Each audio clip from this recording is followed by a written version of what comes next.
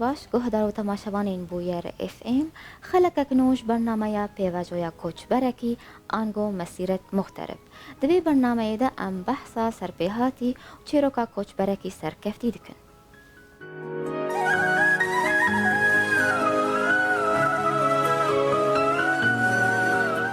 میوانی ما یوی خلقی کره باجار عفرینه در هنر جوان عبدویا برز جوان و خود دوی دیمنه ده دناسین ام گهدار و تماشایی ویبن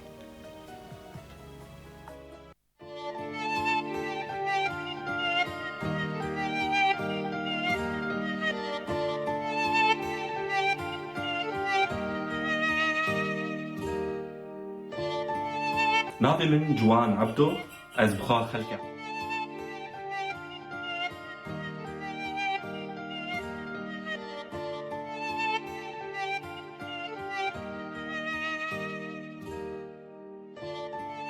ناوی من جوان عبدو از بخوا خلقه عفرینه من لی از حلبه مزن بومه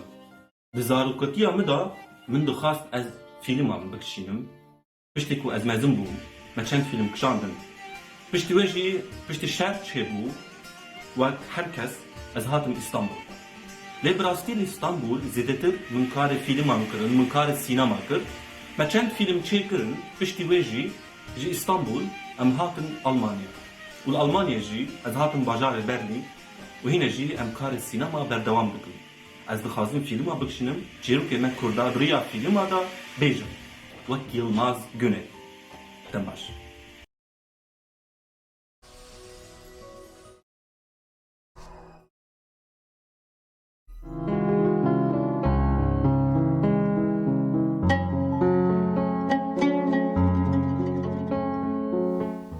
دماتا خوش و جوان تو بخیر هاتیه برنامه ما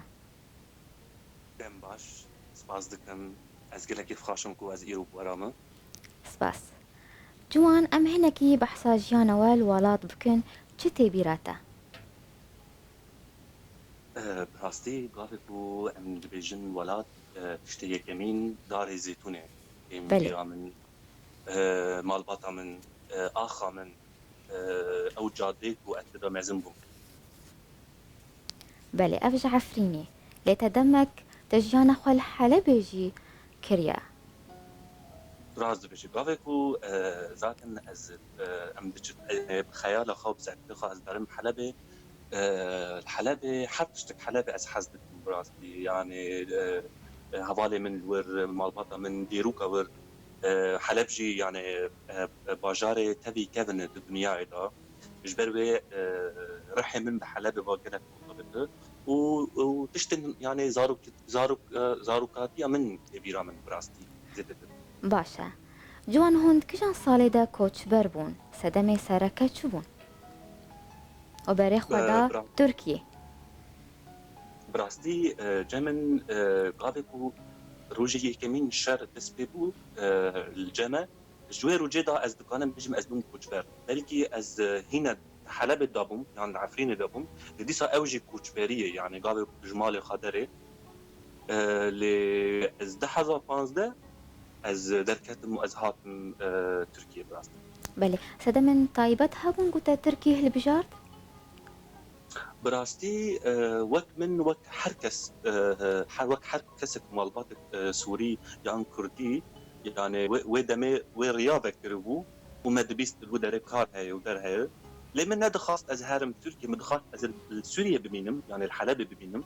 ليش بركو مالبطة من سر من إصرار كرن ودمي موجود أمحقام هرن تجربات نو دس بيبكن الودر ويصاب بله دخوازم تو لسر دسبيكا خوال اسطنبولي بأخذ كارتا يه بيشين چبون براستي اسطنبول او قاويكو ازنها تم اسطنبول وك حركسك خيالي من مازن هبون سر اسطنبول يعني من دبوت ازي ورم اسطنبول ازي ويصابكم لبابكو ازنها تم از بواقع اسطنبول صدمي يعني قلك زور بجهاني ور ام خبتين مكار دسبيكر ما انشاءات دا دست بکر، ما خیاطه و تکستیل دا دست بکر حتى من هذالكي ناسكر نابي إبراهيم يشيلباش أو جي درهنر ما بهفدورا فيلمك تشكر نابي فيلم بكردي زاروكي بكاميرا وأو فيلم خطوة من يكمين بو الوداري ريا سينما أو فيلم جي قلق خلاط جوائز استان فيستيفال فيلمان دا ويسا من اسطنبول دسبيكر يعني. بله جوان ما بس توايا سركات شبو قوة أفكار هالبجارت كاري سينمائي براستي أفرسكرين قلق يعني بيلمسني أبغى جن قلق مهم دبينم براستي هر إنسان كيرو هر ملتك هر قلق جاوه دي ناسكرين بنرينا مني يعني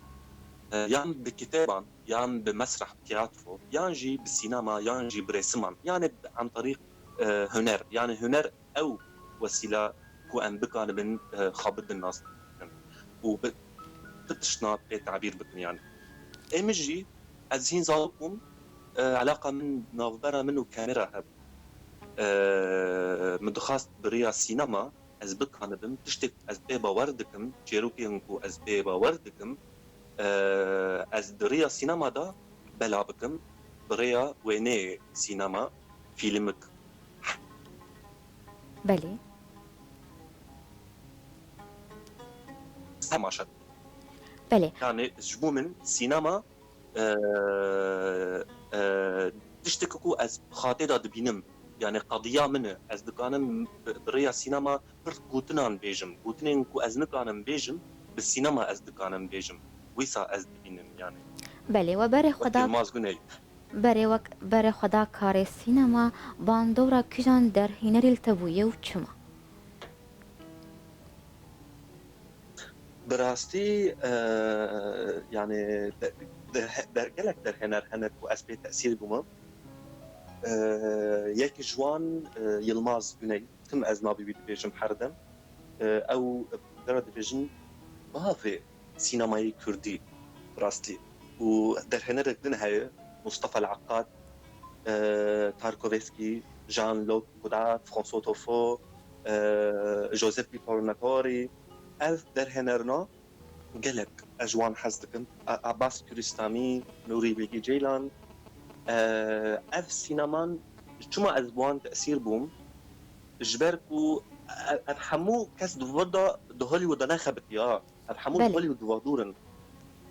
شما اجوان حزدكم جبركو اف انسان سينما بواقعيه فهمترنا يعني السينما واقعي جهدكن تشتن فانتازي يعني تشتن اكشن ويسا تاني جبو تسليات شناكن سينما كتشتكن او سينما كولتور تدهاية ديروك تدهاية جيروك تدهاية حس تدهاية يعني مشاعر تدهانا يعني او جبروي اجوي سينما حزدكن اجخاوان يزيق بين بله تو بحثا آنها تو بحثا در هنر کی کر هون بردسته کجان در هنری پرورده بونه براستي در هنرك نوري بلكي جيلان او الاسطنبولي قالك اليكاريا منكر وقالك هيش از فير بدن سينما زيدتر تشاوا ويني تشاوا كادراج فيلمان فريم فيلمان ام تشيكن وام بكشين رنج وي يعني كالورينج وي تشيروكي تشاوا تبيجي بويني ويسا از جوي هيمبوم او يعني نقطة مهم بوتجيهانه بدا وابراهيم يشيلباش قالك افدر من هاي بله اف تركيان كرده نعم نوري بيلكي جيلان بخا ترك لي قالك جي سينماي كردي حزدكي وقالك اوجي بيلماز غنيفا متاثر يعني بله جوان دسبيكا في كاريتا چه استانگی هاتن پیشاته دواري هنری ده دواري سينما ده چه استانگی چه صعوبات هاتن پیشاته براستي صعوبات يكمين صعوبات يعني ايرو اشتكي بيجن ايرو از نابي من جوانن نابي من بلدي كيكو از كردم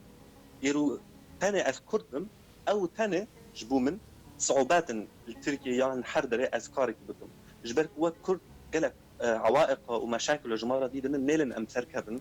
جبركو قالك تشتن هنا ام دكانم بيش او صعوبات يا كمين بو صعوبات بيمين عدم استقرار يعني تم جيكي هارجيكي يعني الجيك تاني ناسكني يعني از الحلبة من تسبيكر از النهار الحلبة بام بلكي نهار قالك باشتر بام از هنا من تسبيكر ما حرتش تعيش از هاتم اسطنبول من اسطنبول تسبيكر إيسا مقاعد شخارة شيكر ديسا من حرتش تعيش از هاتم ألمانيا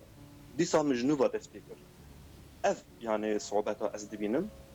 ليه از تخمين دكم از دكانم يعني يواش تخطيكم يعني بله باشه سینما لرخ کردان پر قلسه دنرينا ودا جسد من قصير من هذا تشاوا يعني باشه سینما الجم کردان پر قلسه البر پیش نکتیه سدم چنم دنريناتا براستي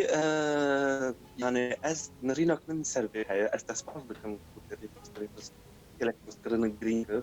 شما جبركو إيرو أم كرد حردم أم في برسوني أم برزنتن شخا يكمين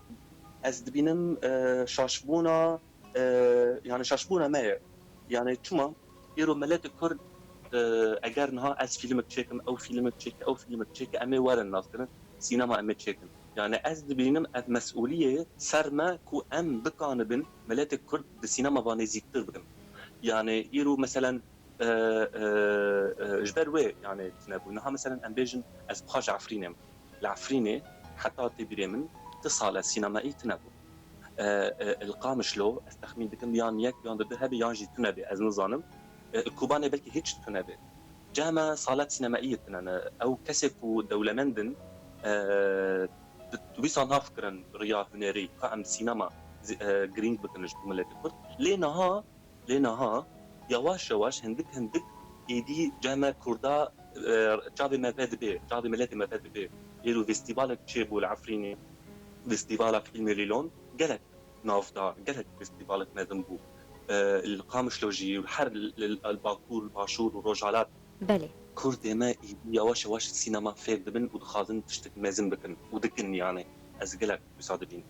بله جوان و بریار دا گوهون کوچبری در و ببن سدم چبون و نشترکی بره خودان اورپای براستي تشاوا دسبيبو يرو از اسطنبول بوم حتى باش بو يعني وضع من اللي از فكرين يرو از وقت كردك الاسطنبول كاردكم الفيداتر كاردكم روجك دوتوسي إلا روجك وري وإيهم برمن بسكن بيجن بسكن بكردة وك أحمد كايا قالك مازن بو أما تاني قد از دخازم سترانكي بكردي تشيكم حمو ملت دجي ويتكنين وأجي نخازم ويرو جي بجيم جبر وين موجود كأز هرم أوروبا كعم ساكن ورد شهاية وك تجربة وبشت سبب الديامين براتي از ترابيجن أفجار يكمين از بيجن از فكرين إيرو از جوان سوريما از الإسطنبول قالك خلق ما بريا بحري تشون يوناني وتشون ألمانيا أفري ريا تهريب جيان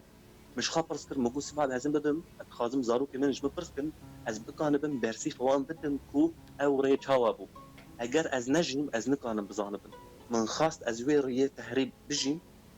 كانكو از فين بكم حس بكم ملاتي ما تشئش كشان كو از بكان بن بريا سينما دا جزاروك خاو زاروك مرة بيجم أفري تشاوابو جبر وي از هاتو برافتي بله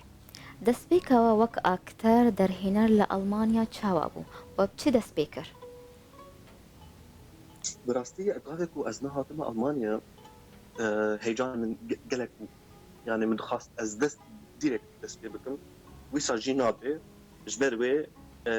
چار مهي ثلاث البرليني من فيلم تشيكر ونبو يعني نبو باش جي ام سرقة من كاركر زيادة من وضع ألمانيا زيادة ترفينكر وباش جي من فيلم باراليل مدس بيكر أو فيلم يكمين بو الألمانيا من تشيكر أو فيلم جي من بابلون نيشان دا سينما بابلون البرلين ويصار من ألمانيا دس بيكر بله بریگو ام بحثا وی فیلمی تبکن توازی ام دخوازن ام هنکی لسر برهمین تا با آخوون بگشتی ناوی وانا ناواروکا وان برهمان و بچه زمانی بون. براستي فيلم دسبك من دسبكر الإسطنبول دسبكر نافي بكردي زاروكي بكاميرا بعربي صبي والكاميرا بالتركي كاميرا لوتش أو فيلم يكمين بون باش يجي فيلم اليمين أثر الفيل في الإنجليزي طبعا فيلم يكمين اليمين وقت أكثر من كارتر لفيلم يكمين زاروكي بكاميرا سر جيروكا من بو يعني دوكو فيكشن بو فيلم السيامين حفت روج حفت شاف او فيلم سر جنك كرد الهات وشتن حفت روج او حفت شافا الجاديما لاوي وين كان بتشو دايقه خابيني جبركو شر هبو ما فيلم كسر ويجي تشكر فيلم تشارمين فيرا ديفيجن المشرق بعربي او فيلم جي تشارمي باش جي من فيلمك دوكومنترسيون من تشكر اللي ميهيش من بلا ناكر بله داتن في فيلمك وام خبرتنا وتمي خلاب كلاك ستاندن ويسا تشك خلكي ام ناسكرن واز هاتم المانيا من فيلمي التوازي دا مكار بله تا بحثا فیلمکی کرتگو لسر تبو توک اکتر بو یا تنویسکار وجوی فیلمی را تنویسان براستي يعني او فيلم يكمين زاروك بكاميرا يعني منو درهنر مبهبدرو نفيسان ذات سر من بو يعني تشيروكا من مبخا سر تشيروكا خام برتشنا من نفيسان وما مكارتر ومتدا ليست جي يعني جبركو چند مشاهد هبون دوكومنتري بو وچند مشاهد هبو ما تمثيل كر جبروي برد بجن دوكو فيكشن يعني بله امی بحثا فیلمی توازی بکن لی پشتی نو برکی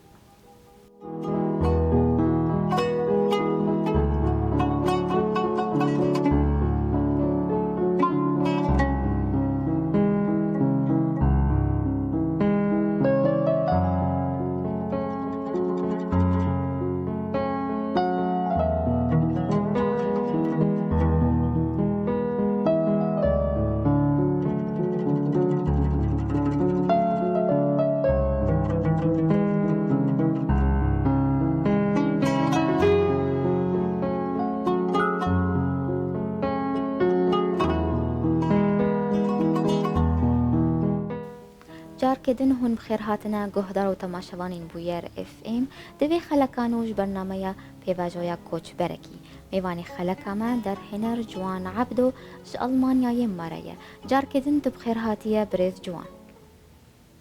از سپاس دکم جارك انه از هر کس کو گوداریا مدکی از وان جگلک سپاس دکم سپاس دخوازم تو بحثا هرگولی و نواروکا فیلمی خواه توازی بکه ام بحثا حاضریان وی فیلمی چاوا بو اکتر کی بون بتره کرد بون یان بیانی بون المانی بون بتره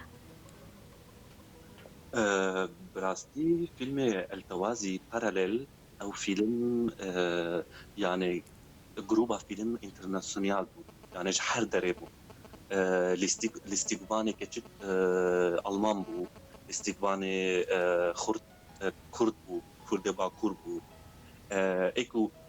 ميوزيكا فيلم جمارة تشيك ريج امريكا بو دي او بي كرد روج باشور بو يعني حر هنك عرب هبون كرد هبون المان هبون جا امريكا هبون ام يعني ويسع مكاركر لي بخا فيلم يعني الادوار الرئيسيه ياك المان بو ياك كرد بو او يكون فيلم غاليستن يعني بله و بکشان زمانی بو براستي من دخاست يعني زماني الماني تشيكن ليجبركو اسبر فكرين يعني ايرو كتشكك المان وخرتك كرد اگر ام بالماني تشيكن ام زيدتر ودمي ام ميولا ما بتشي جم المان ام بكردي تشيكن المان زمان كردي بيجن اما بو كا زمان السيامين بينم او زمان السيامين حرتو بزانبن و هافدرا باقفن جبركو ام خازن انحيادي بن لانه فيلم نابوي التوازي بله ويساجي فيلم باراليل ويسابيا و زمانی بالانجليزي عربی هل بجارت نا ولا زمان عربي تنبو ليه يعني تاني انجليزي بو ما ترجمه الماني لي ام دخازن ترجمه عربي جي بكن فرنسي بكن تركي بكن هر زمان باشە كردي طبيعي كمين سپۆنسەر و ئالیکاری وی فیلمی کی بوون؟ براستي سبونسور والكاريه في فيلمي از دخازم قلق بون يعني نيك بو يك جوان مثلا حساري ساتان خديه ريستورانتي مهس ويجي قلق الكاريه ماكر وخديه يعني قلق انسان كرد قلق خازي الكاريه هنرمند بكي او هبو رندو بكاس هبو برودكشن هبو شوقي كناري هبو براستي بابلون سينما جي الكاريا ماكر وكيدن چند لازان ريست يعني قالك هبون سبونسر وي براستي كرد بون يعني اكر كرد بون ويسا ما الكاريا ماكر ما في فيلم لە کیژان وڵات و باژاران ئەف فیلم هات پێشاندان؟ براستي جاري يكمين ذاتا ما مستر حساري ساتان ويجي الكاري من كرك وام بكان بن بابلون دو سينماي بابلون ام بريمير تشيكن افتتاح مع البابلون البرليني مجرى عرض قر الجم حمو ملت ابجاري كمين بو باشي جي بفيستيفالا فيلم كردي برليني صالد اده تشيكرن الودريجي ليلون فيلم فيستيفال العفريني كامبا شهباء الجهات عرض كرن لايف اوف جلوبال انترناشونال فيلم فيستيفال لوس انجلوس ولندن هات عرض كرن وهنا جي ام دشنن فيستيفال فيلم برلين اسكندريه وكان فيستيفال لندن بەڵێ ئەف ji بۆ vî فیلمی lê ez dixwazim bizanibin festîvalên sînemayê gojiwan beşdarî wan bûne çi ne û bi çi beşdar bûn? Hûn bi çi beşdar bûn? Belê فيستيفال paralel geçti ê tewazî û hemû filmê te. اوكي براستي فيلم زاروكي بكاميرا فيلم يكمين كومال اسطنبول تشيكري او فيلم تشار خلاط جوائز ستاندن خلاطي افضل فيلم بمهرجان اسطنبول فيستيفال اسطنبول لجنه تحكيم المهرجان انقره وكي دنجي مهرجان فرانكفورت سينمائي الدولي الالمانيا جائزه افضل فيلم ستاند جائزه افضل فيلم بمهرجان اسكيشهير فيلم زاروكي بالكاميرا بلي وذاتا بشتي زاروكي بالكاميرا ما اشتركت فيلم فيلرين ايزي هاي اثروا الفيل اوجي براستي قالك يعني جائزه تنستان للاسف فيلم اثروا الفيل او جائزه جي لوس انجلوس مستان وبشتي واجي فيلم 7 ايام 7 ليالي بحفظوش حبشب اسطنبول حضر حفده من بدا اسيستنت دايركتور باركر او فيلم جي سيخ ستاندن فيلم المشرق هيا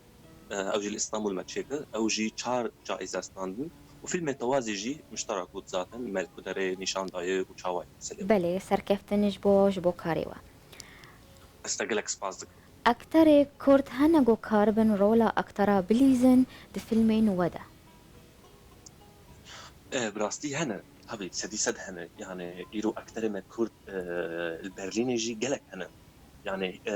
د سينما الماني دا كاردتن السينما التلفزيون الالماني بلجيكي سويسري دنماركي سويدي قالك اكثر هن كاردتن وكار بروفيشنال يعني الفيلم من داجينها فيلم نو اس فيلم كنو اماده بكم حاضر بكم اكثر وي فيلم يجي قامش له كرد او جي قالك يعني هن قدنا اكثر هن الهامبورغ يجي هن يعني قالك جيان هن كاردتن يعني برن پر باشە گەلۆ بێتر چ بالا جوان دکشینە چیرۆکên کەڤن و فلکلۆری یان ئێش و زەحمەتی گەلێ کورد ئاوی هەیامی براستي قالك چیرۆک هەن و بالێ من دکشینن از زیدەتر دخوازم هەرم گوندێ ما کورد گوندێ ما الحر دەرێ کوردستان هەر پەرچەی کوردستانی از هرم وی گوندنا نه دوی جادینا دوی سوقاقنا دا چیروکا و کسی کو یعنی نه چیروک مشهور چیروک کو هاتی بشارتن کس نزانه از بوداریا وی چیروکنا بکم وی چیروکنا ببیسم از دخوازم هرم جم قاله ما پیره ما کرد او کو سترانان به آلات دوسا تنه بنگی ها دبیجن و دناوبر و سترانه دا چیروک گلک مزن هنه جبر کو ام کرد مستران د دنیای دا مد سپیکر و دسترانه من دا هر دم چیروک هبون او چیروک وسترانه کevin اقاله پیرم هدگوتن بله او بالي من بله چه پروژه‌ین و هنه جبوگو هن کاربن و هنری پیش بخینن و بالا کرده بکشینن براستي كلك بروجيت سري من دو هنا ذاتا خيالي منك وأظهرم وقرم آخا خا الودري بردوام فيلمان شينم لينها بروجي من نو سر مشكلة انتماء دندقية انتماء شب كردي أزز نظانم بلكي تظاني چيه ناي بالا من آنها اشتهم مشكلة انتماء دندقية جمع كردا الفيلم سروي سر مك كرداية سر تشوا خرد كرد الكرديات خاض جاري دو خاض بزنان بيكية وش كردري وخاض بيني جبركو قالك مجارة دا درباز بو يدي هشوي تشك نباشه بسيكولوجيوي يعني بخازينها زيادتر كرديات خلاص بكي وخاض بيني فيلم سروي براز باشه پروژه‌ین و هنن گو هون لباشوری کردستانی یان روژ آوای کردستانی فیلمکی چه بکن یان فستیوالا سینما چه بکن دبالا وات هيا أري هي سديسة خيالة منه وأز ورم باكور يان روجالات يان باشور أز خادم ورم باشور روج أبا يعني أذ يك جوي برجنا أز خادم ورم أز فيلمك الودري تشيكم وبروجيكت من هي أسد خبتم وإن شاء الله جي ظروف تشيبن وأم كسم باش ناس بكن وبكان من آلي كاريما بكن وأم بكان من الودري فيلمك بكشينن وجبو فيستيفال براستي از فيستيفال فيلم ليلوندو من كاركر يعني وقت منسق اعلامي العفريني كامبا شهباء ما تشيكر او فيستيفال جي مثلا خبت ما كاركر واجا فيستيفال من هبن از دكانم بالي كاركر وسار بخدم يعني جبو من فيستيفال فيلم ليلون او يعني مثل كاركر بله در هنر جوان عبدو کوری باجاری عفرینی نافکرش بو دستانا عفرینی فیلمکی چه بکن سديسات عفرين بروجي فيلم عفرين ازناخ هي ودصالن اثر دخبتن او بروجي جي ازناخاتن تجيك يعني سروي بيجم جبر بعد خازم مفاجأة به جبو ما ملاتي تخصتو هنكي بحث بك چه حاضري هي چه مجار و چه بن و مجار چه بن دماتو سر عفريني چه بك براستي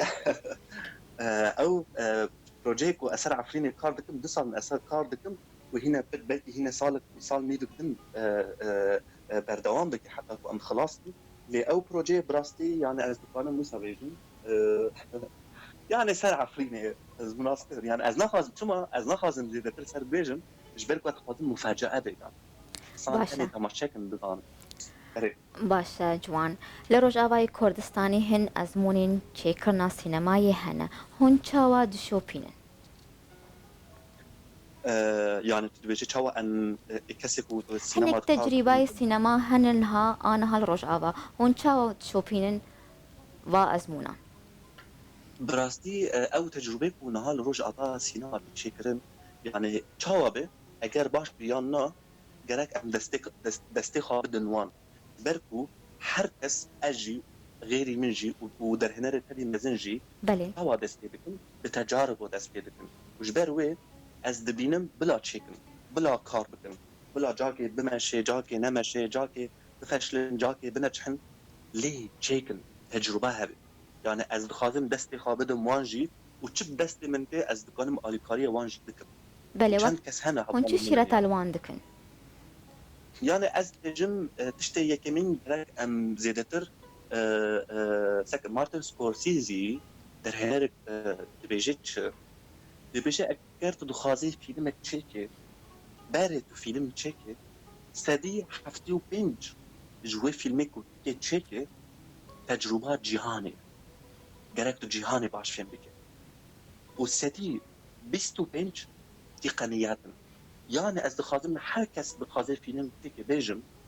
berek wî neherin beelimin çawa filman çêkin û têqeniyata beelimin berê wê herin cîhanê fêm bikin, herin xwe fêm bikin û herin milletê xwe fêm bikin û çêrokê xwe fêm bikin. Ji ber ku ew muhîm e. باشە Gudarî bikin. Ji mezinê xwe gudarî bikin. Ji ber ku em ji wan fêm bikin. Ez vî saet dîme bisînim. باشە برێز جوان گوتنێک وە هەبە ئەم پێی خەلەکە خۆ بداوی بکەن Gotimê min ez dixwazim te spas bikim û îzaa bûyr spas bikim û her kes bu were kar dike spas bikim wên karek gelek baş dikin û her kesek Kurd li her derek her parçek vê cîhanê da Kurdek dijî ez dixwazim spasiya wî bikim û spasiya her kesê ku alîkarî me kiriye û dem baş. گەلێک سپاس ji بۆ te برێز جوان عەبدو و گۆئیرۆت بوو mêvanê me سەرکەفتنێ ji بۆ te û ji bo karê te dixwazim û jiyanek xweş بۆ te ئەم bi vî rengî hatin dawiya xeleka xwe em bihêvînin û demek xweş mar derbas kirin spasiya her kesê ku me guhdar kir û li me temaşe kir spasiya mêvanê xwe dikim Ciwan Ebdo ku ji Almanyayê me re bû heta carek din çarşemek din bimînin kêf û xweşî